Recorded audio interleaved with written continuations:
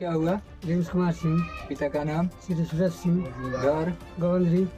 ये आपका चोरी जो गाड़ी हुआ है इसका नंबर कितना है? BR22P9153। गाड़ी कौन सा है? बोलेरो। कई बजे रात्रि में चोरी हुआ है? 12:01 पे। आप लोग कैसे पता चला कि 12:01 पे चोरी हुआ? CCTV कैमरा फुटेज से। सीसीटीवी कैमरा के फुटेज से। चोरी का सूचना सबसे पहले किसको दिए?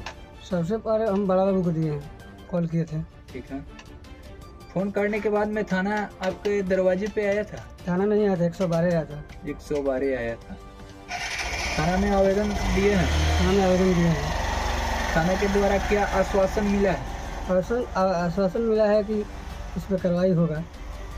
जो गाड़ी चोरी हुआ है उस गाड़ी का रंग कौन सा है? उजला रंग है। उजला रंग का। मॉडल क्या है गाड़ी का? 2017। 2017। गाड़ी आपके दरवाजे से चोरी हुआ है? मेरे गैरेज में से चोरी हुआ है, दरवाजे पे से ही। आपके गैरेज से चोरी हुआ। आप प्रशासन से क्या कहना चाहेंगे? प्रशासन कहना चाहेंगे जब मैंने इस पर कानूनी कार्रवाई किया जाए जिसके कारण मेरा गाड़ी मिल जाए।